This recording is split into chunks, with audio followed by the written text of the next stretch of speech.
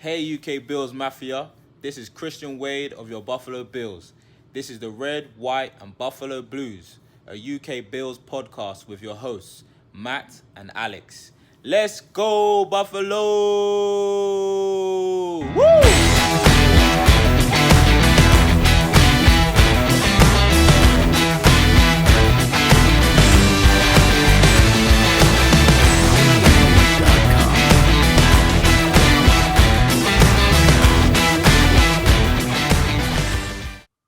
Hello and welcome to another episode of the Red, White and Buffalo Blues UK Bills podcast, Bills news with a UK twist. It's a little bit later than usual, but a one-legged Matt here with Alex. And Alex, I guess you had a better weekend than I did. Oh, yeah, both of my legs work. But the good news is that you don't need your legs to do a podcast. No, not unless I'm pumped full of morphine. But yes, no, it's at least. Before we get into the game and before your drugs really kick in, what did you do?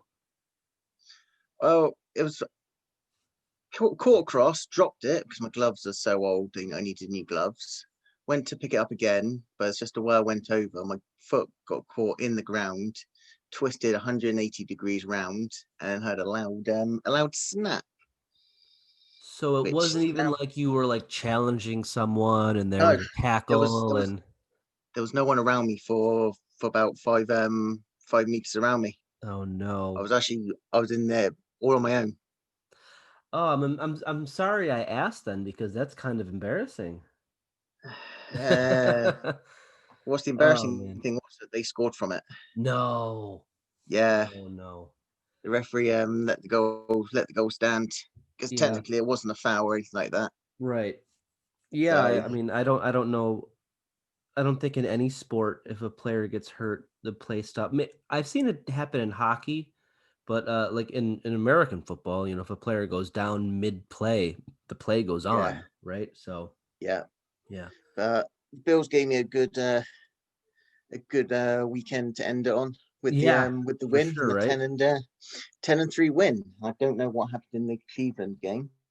I'm in the Cleveland game last night. Yeah, so I just checked when I woke up this morning, and it was a shootout, which is crazy. You know, kind of makes Baltimore and Cleveland a little bit scarier. It was like 47-45 or something like that. Baltimore won, which is good because, you know, I'm not worried about the Bills clinching a playoff spot. I just want Cleveland to lose because, you know, for whatever reason, I hate Cleveland.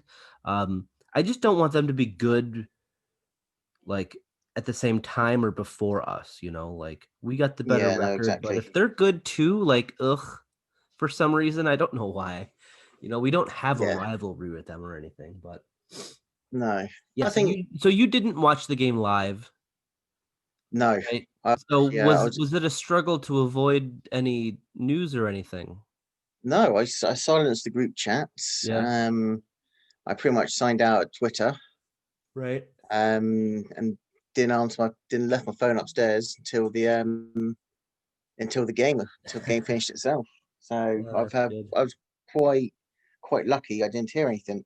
Good. Good for you, because I mean I could honestly never pull that off. Like I've tried to avoid spoilers for certain things, like you know, when I follow the baseball playoffs and stuff, but I just can't keep myself off of Twitter. Yeah, no, there were points where I was waking up during the middle of the night because I was in pain. I was just thinking, I want to just check it. I just want to check it. Yeah. But I kept myself busy. Kept myself thinking. Yeah, just focus on the pain and not the Bills game. Yes. There you go. Yeah. But I mean, to be honest, I think after watching it, the first quarter and a half, I thought, okay, this is going to be a very close defensive-based game. Yeah. In my opinion, that's how it was actually looking in there, because no one wanted to actually to go on a long drive. It was mainly through, I think, both teams punted like 10 times combined in that first half. Yeah. No, that's definitely something that we're not used to. Before we break down the game, I just have one housekeeping note real quick. Okey-dokey. The Bills are good. That is all. Yep. I mean, I can't. this is becoming a reoccurring theme, and I don't care that I'm repeating myself because I know that when you say the same thing over and over again, that doesn't make for good radio. But this Yeah. is awesome. Mm, We this is. would get a win like this once every 5 years, and now we're getting wins like this a few times this season. Yeah. We're beating teams that we're supposed to, and now we're beating teams that have a better record than us. We're beating teams that are Yeah. ranked higher than us in defensive and offensive statistics. This is fantastic. Oh yeah, I for can sure. honestly I end think. the show right now just on that. I mean, I I honestly had a hard time getting ready for this one, mostly because when I was getting ready yesterday for this, my brain wasn't fully on yet because of the time Mm, issue with the sleep. And yeah. secondly, just because I wanted to bask in the glory of this feeling. Yeah. I didn't want to analyze the game, uh, sh- watch it again. Sure, I'd be able to Mm, see all the good stuff again, but when I yeah. analyze a game, I nitpick. I try. I see things that I can complain about, and I don't want to take anything negative away from this game. No, Like exactly. I wanted to experience this win as a fan more than like a sports journalist in a way. So, Yeah. I mean, the rest of the show is going to be like, okay, it's not because there's still a lot of stats in my review here. But like I wanted to I was gonna be like, all right, let's just do a laid back, like emotional, review where it's just we talk about how awesome this is. But Yeah. I did go back and rewrite a lot of the review and throw in a lot of stats. So you're still gonna get what you're used to. But yeah, just to Awesome. I'm say looking forward to how it. I've got just to say how and amazing this is right now. and you'll be lucky to know that I've got no stats. Okay. So you'll keep us grounded. Um Yes. Yes. So what should we talk about? I I mean, want to. I would dare to say that this is probably the most complete team win that we've had all season. Um, Mm-hmm. you think of other signature wins that we've had this season, Seattle, but the defense gave up a ton. Yeah. They were able to get pressure on Russell and really attack him, but they still gave up a ton. Uh, you Yeah. know, any other game that's a signature win, most other games have been close, you know. Yeah. Um, with Just to garbage give time us. touchdowns, at least the end of the games have showed a score that's close. But uh, Yeah. the first Miami game, Fitz kind of got going a little bit here and there. Uh, Vegas probably was the complete team win. They got a garbage time touchdown, but honestly, like those are teams that you're supposed to beat. This is a game where even though Pittsburgh's coming off that loss, they're 11-1. They can score points. They don't allow Yeah. anything. We talked about how good their defense is. And bar the Then first half, you've got to see who they've lost to, who they've beaten. They've beaten teams that anyone that could be. I mean, beat Daniel Jones, beat an injured right. Broncos team. Yeah. But I mean, look at the game last night. Monday Night Football was Baltimore and Cleveland, and they both went nuts. And Pittsburgh Hmm. beat both of those teams handily. Pittsburgh beat Baltimore twice, and then they torched the Browns. And both teams last night looked like really good teams. So, Then Baltimore did have that second game where they had pretty much most of their starting offense, starting stars actually mhm.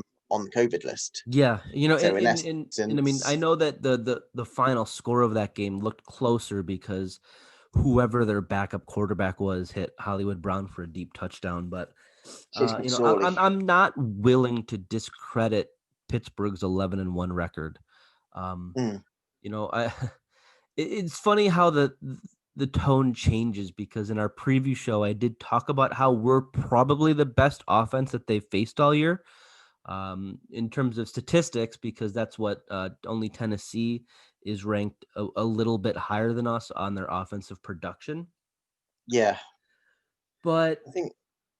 they still have, I mean,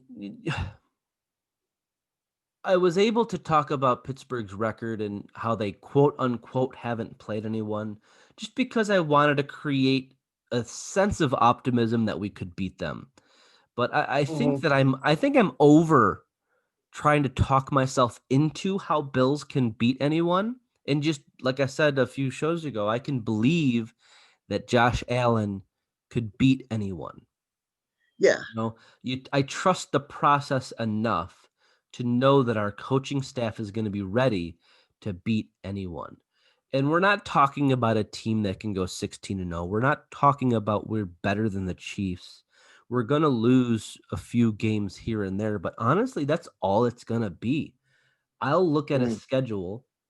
If we keep this core of Allen, Diggs, Feliciano, Dawkins, Edmonds, Yeah. Milano, Trey White. If we keep guys like that at Oliver, if we keep a core of like 10, 11, 12 players on this team, everybody else can be a revolving door. And I'm going to pick the Bills to win more than 10 games almost every season. I don't care who else is on the schedule. Yeah. We have that good of a team. I think this one's our hardest. This one was our hardest schedule in some time. But I mean, let me try and bring it up. I mean, obviously now we're going to be finishing first in divisions, which is going to be a little bit harder on there. But next season, obviously Patriots, Miami, Jets, we're going to be facing Houston, Indianapolis, Atlanta, Carolina, the winners of the AFC North, so Pittsburgh again, the winners of the AFC West, which was going to be Kansas City, Jacksonville, Tampa Bay, Tennessee, and New Orleans. God, I hope Tom Brady retires after this season. I mean, we get rid of him and now we got to play him. I mean, come on. Yeah. I mean, they don't look like world beaters. They're not perfect. We're better than Tampa Bay. So, but let's talk about the Steelers game. All right. Yeah. Let's just stay focused and talk about the Steelers game. Like I was getting into before I went off on a tangent, I really think that this is the most complete win that we've had all season. Looking at the defense, we forced 8 punts. We had 2 interceptions. We held Pittsburgh to 1 of 10 on third down. They had less than 200 passing yards. They had less than 50 rushing yards. Big Ben had his worst completion percentage of the season. Lowest passer rating of the season. Lowest yards gained per pass attempt on the season. We took a good offense and we neutered them. Our passing offense eclipsed Pittsburgh's average per game against. Our rushing offense eclipsed Pittsburgh's average per game. We were 50% on third downs. Pittsburgh usually only allows 37. Our offensive line, which we were worried about, they were able to take care, and with the play calling of Dable, they were able to take care of Allen. He only got sacked once. And speaking of Dable, the third facet, coaching, halftime adjustments, our best third quarter of the season. We adjusted to Pittsburgh's extreme pressure. We were able to figure out how to get guys open in the flat, short passes, yards after catch, just like we beat Pittsburgh at their own game in that sense. Allen knew exactly where to go. He was 10 of 10 in the third quarter. I mean, I know I talked about how on Twitter I said that his at the halftime I said his stats at the end of the game are going to be ugly. But that third quarter and bits and pieces of the fourth quarter really, I mean, I think he was only 56, 57% completion, but he was able to salvage a really bad first half. And credit to Pittsburgh's defense there. Like we talked about, they're no slouch on defense. We needed time to figure out exactly, what they're doing. I mean, obviously there's tape for the whole season. Yeah. But until you actually feel it, it's different than what you just see on tape. So, no, exactly. We really shout out. Yeah, shout out to the You've got to have a coaching shout staff. out there for Daryl Williams. I mean, the Steelers broke the record of 70 straight games with a sack, but TJ Watt wasn't the one that got the sack in that game, and he was pretty much neutralized by Daryl Williams. People at the beginning of the season thinking, "Oh God, we've got him from Carolina. He's not going to amount to anything." and like all the way through the season, and even now is showing that he is probably the most underrated and the most important signing we've actually made. And hopefully, and he's young, so youngish. So hopefully we've got a couple of good bookend tackles for the next couple of years on there. Yeah, he showed up in our reviews here and there, so much better than Cody Ford last season, at that spot. That was a worry, and we wanted to get Cody Ford back inside, and we did, and Cody Ford looked good this year when he's played. He's been out for a bit. He's on IR now. But, yeah, Daryl Williams, when you talk about free agent signings, we talk about what we did on the D-line. We talk about the Diggs trade. So, but this was probably the Diggs trade was the best move of the offseason, but the second best move clearly was getting Daryl Williams in here. Exactly. You watch that game, and he really walked the line of getting called for a false start on nearly every play. He was in his technique right off the snap. He really got the first step on Watt all game long. He did exactly what he needed to do. And it was a thing where the commentators even talked about how, they didn't use Knox to chip block at all. They just said, hey, we trust you. And he did it. He had trouble with Bosa in the Chargers game, but for whatever it was, he was able to fully handle TJ Watt. So fantastic. Star praise to him for sure. Continuing talking about standout players. My God, how could we not talk about Stephon Diggs, right? No. The dude knows how to. The dude knows how to read a defense. His ability to see what's happening at that speed and know where to go, and just his connection with Allen. Once he got going in the third quarter, he was unstoppable. We know the stat line: 10 catches on 14 targets, 130 yards, and a touchdown. Dude's on pace to break so many Bills wide receiver records this season. He's already broken out Moulds' record, or he will be breaking out Moulds. Yep. So one catch next week to break the Moulds record from 2002.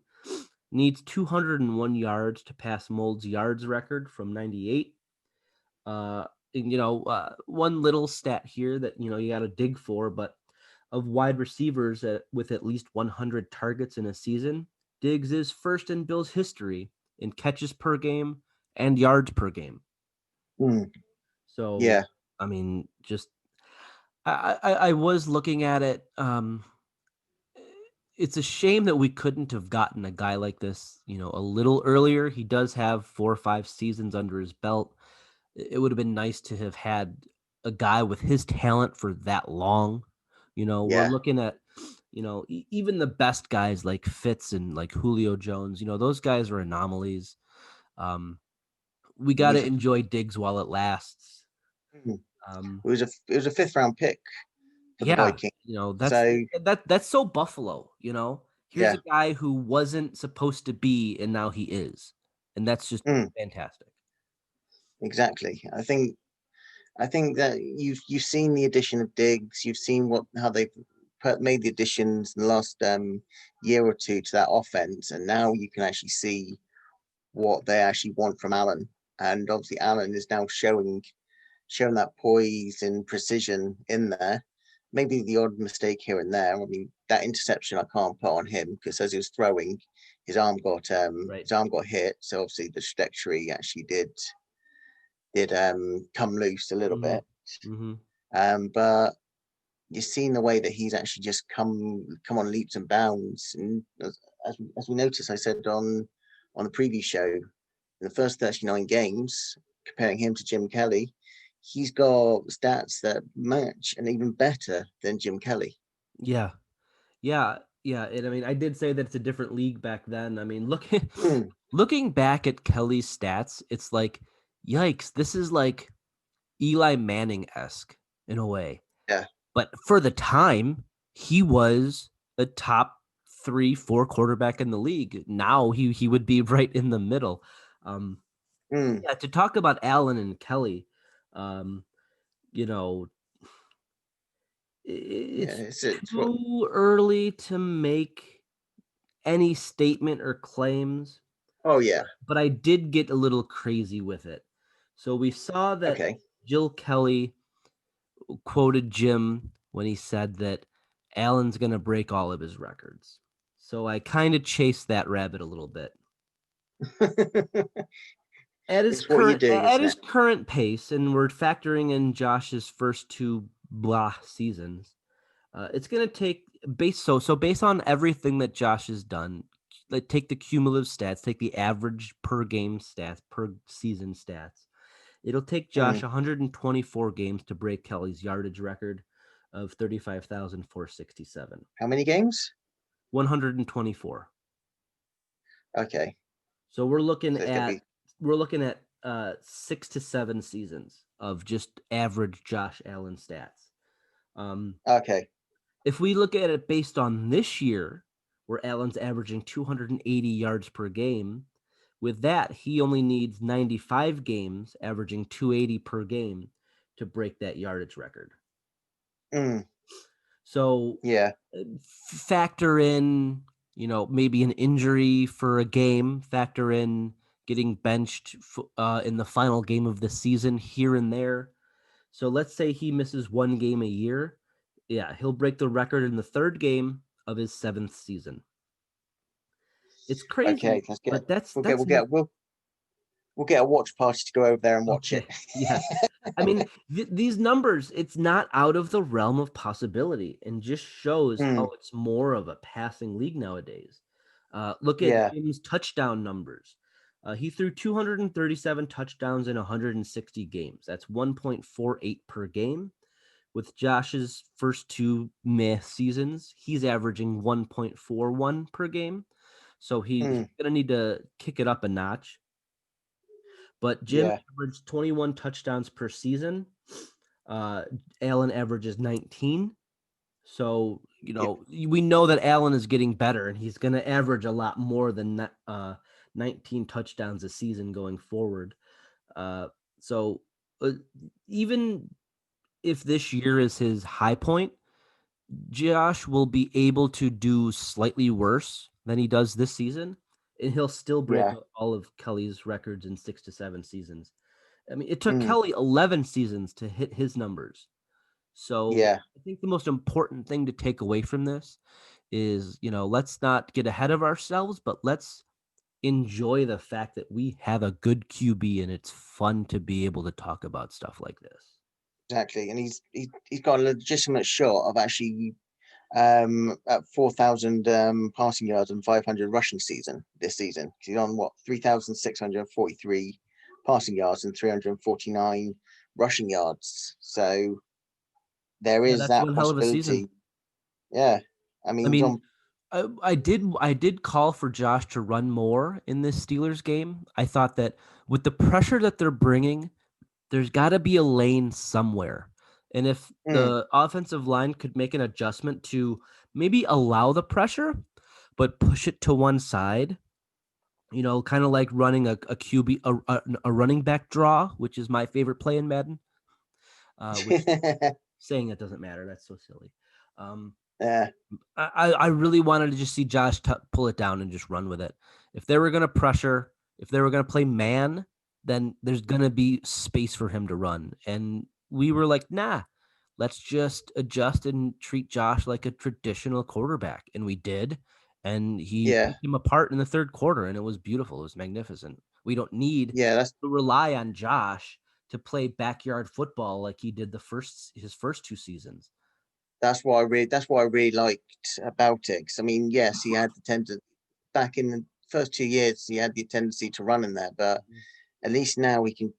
I mean, that pass protection still gave him a lot of time. There were times where he was just standing still, waiting to pass the ball. But this is what I like. That he's not now taking that option straight away and actually running. He's going through all his progressions. If his progressions are there, he's going to throw to one of them, and he'll make that decision late to run, which is good, which is what you'd like to see now in your quarterback. I think he's had 2 years of scrambling and getting used to the pace of the NFL, and actually obviously getting the support cast around him. But now he's got that support cast. He's got that he's in his 3rd year, so he's got that experience now. And he's now showing they can use that frame, stand tall in the pocket, and make those throws, even with just pretty much a flick of the wrist. Yeah, it was good to see them on the broadcast kind of break down his throwing motion and where he's come from, and the mechanics of it, and talk to our QB coach, and the analytics that we put into fixing Josh Allen essentially and making him an all-star quarterback. So I mean, Yeah. you could put all the credit on the coaching staff, but for a player to change what he's done his whole career, so much credit needs to be given to Josh to be able to make those adjustments. It's so hard. I mean, think about your worst tendencies as a human being, think about trying to change that when someone else is telling you what to do. Like, there's Exactly. stubbornness involved, there's muscle memory involved. I'm not a morning person, and I'm never going to become a morning person. No matter who tries to help me with that or anything. But exactly. Josh had his mechanics and his muscle memory, and we were able to coach him to fix this little nuanced thing and this little thing here and there. And that's so hard to do. And just credit to everyone involved, and especially Josh, for being able to take that in. Exactly. I mean, I've got to give before we go on. I don't know if you've got anything else to add. Yes, The one actually, thing but you have was it going to be the same one we're just about to talk about, and that's Taron the Johnson? defense, and Johnson and even Levi Wallace. Yes. They both Definitely. battle back. They've both been picked on a lot, not just by fans but players as well. But they both come back and actually played that game. And the interception on Roethlisberger, the first one by Johnson, that was a play you were expecting Trey White to make. He just he patiently waited, watched his eyes, and then jumped just at the right time. And then at the end of that, it was to the races. There's no one actually stopping him. So it's nice to see him having a nice bounce back game from that. And obviously Levi, after being completely and utterly picked on last week, the fact that he held his own. Touchdown, the first touchdown this week too. Was all Levi got turned inside out on that one. But the most important thing to take away here is, the reoccurring theme is no team is perfect. Every team has a hole. Every team has players that are gonna be victimized. I mean, when you have Trey White on your team, CB2 is gonna get picked on. Mostly one, because Trey White is so good, and B, they're gonna get targeted more. But, and this is the most important part, when your average to below average players are able to step up and make a play per game to change the tide, you have a good team. Yeah. We talked about Taron in the slot being victimized in man coverage, but he made a play this week that was huge. Norman did it in the Oakland game. He's been victimized, but he made a play to help us get a W. For all of our defensive and DB faults, they make big plays at big times. When you can get exactly. Plays from your depth guys, even if they give up a play, but as long as they balance it out with making a good play in big spots, you're going to have a winning football team. And that's what we have. I think that's good that we're coming into this defense has now finally found its form at the right the right time. And that has got to be good. I mean, again, John Brown's eligible to come back from IR, so that offense is only just going to get stronger and stronger. Yeah. Hopefully more will actually be fixed. I know he had an elbow issues with it, but it's tough to play that position when you can't extend your arms.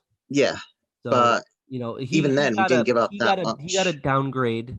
If we were to give out grades, Morts would have a C or lower. But I mean, that's just due to the injury. I mean, our interior O-line was victimized in this game. But like I said, we found a way around it, and that's Yeah, good. That's what good teams do. yeah. I mean, is there anything before we sign off? And I'm probably gonna get in a bit. Is there anything else that you want to add at all or anything? Well, let's not let's not be homers. Let's talk about let's balance this out a bit. Okay. You could argue, did the Bills D ball out, or did the Steelers offense just not show up? You Okay. could from a Bills fan's perspective, you could say it's a mix of both, with the Bills D You have just arguments for a both. wee bit more credit. Yeah, you have arguments for both. I mean, if it wasn't for Deontay Johnson dropping 2 or 3 to in start that the first game, half, then it's probably something that's going to be it's probably going to change the outcome of the game a little bit more. So you could possibly say that is the misfire from the offense, from the Pittsburgh offense, but you can't deny that this defense actually, as we mentioned, was smothered this attack and actually come up at the right time. Because if you can limit a Pittsburgh offense who'd actually been flying, regardless of their opponents, and they got Chase Claypool, Juju Smith-Schuster, they had James Conner back, they got Benny Snell, who's no slouch himself. Yes, they didn't have Vance McDonald, but they still got those playmakers out there to limit them to what was it, like under 300 yards completely. Yeah. Well, I think what the Steelers didn't do is they didn't make enough adjustments. They didn't make enough big plays, and that's credit to our D and our D coaching staff. We brought pressure all game that made me really nervous, but it worked. I mean, Big Ben was pressured, and our secondary didn't give him much space to throw into. I mean, major credit to the D line in our tackling. I was really only angry at one missed tackle all game. When Steelers got the ball in space, I was yelling like converge, and they got there and they made the first tackle. And that's so important to beating the Steelers because they stayed stuck in their ways. They didn't make any adjustments based off of what we were doing. Their short passing game wasn't working, and they kept trying to force that. They didn't try to let Ben hold it for a little bit longer and try and aim downfield. He took one deep shot, but that was the Levi Wallace interception. It was a late read by Ben, and he underthrew it, and Levi followed the ball the whole way, and that's why he wasn't called for defensive pass interference because his head was turned around. He had eyes on the ball the whole way, and in those instances, it's a 50-50 jump ball. They can hand fight, and Wallace won that. So kudos to him there. It's just you would expect the Steelers, an 11-1 team with a really good head coach, to be able to say, hey, this isn't working. Let's try something different. They tried to run the ball more than they did for the last few weeks, but that didn't work. We completely took away their short passing game, and they didn't have an answer for it. So I think that with Washington last week and with us this week, we really put on tape the recipe to beating the Steelers. Now they're going to have to do something radically different to break out of this, funk that they're in. And, it's just great to talk about us being the team that's been able to do that. I think there's a bit that the Bills did yesterday that you could talk about. I mean, Knox had a tough game, the interior O-line, like I said, but, knowing what the limitations of these players are, Brooke Winters, we know is meh, but even with, the things that we like to complain about, we just convincingly beat an 11-1 football team. No, exactly, and it bodes well for the next game on Saturday when we play the Broncos, and that one will wrap up the playoff berth should we actually should we win that game? And also, okay, the Steelers have to face Cincinnati next week, but it will still put our win can still put them under pressure with their last two games for us to potentially clean that number 2 seed. I mean, you know what? I'm trying to be humble here. I'm just happy we're going to have one playoff home game. Yeah. And let's just hope we could sort out how to get fans in there. I know Erie County right now is not having a good time with COVID. So, No. Buffalo, you have 4 weeks to clean it up. Please do so, exactly. so we can have fans at Stay this at home. home playoff game. Don't go out. Don't go out unless it's for essentials. Wear a mask, social distance, so you can get the bill. So you can go back to the Ralph and actually support us in the playoffs. That's your job. Come on, guys. You wanna go to the home playoff game? Be COVID conscious just for 4 weeks. Do whatever you want after that. Let's just get this home playoff game with some fans in the crowd. Exactly. Right? Exactly. So am I ready? Am I okay to sign off? Yeah, man. I mean, this was a game where it was absolutely worth staying up until 4:30 a.m., you know? And I didn't go to bed till 5 because I just enjoyed the next 30 minutes just talking with Bill's Mafia on Twitter, enjoying that W. It was fantastic. That's good. So that's it for this time. So next we'll have to do the review show or the preview show of the Broncos game next couple of days. Obviously keep following us on social media at UK_Bills on Twitter, at RWBB_podcast on Twitter, Buffalo Bills UK on Facebook and Instagram, and it's all left from say from Alex and Matt is good morning, good afternoon, good evening. Thank you for listening and subscribing, and go Bills. Go Bills.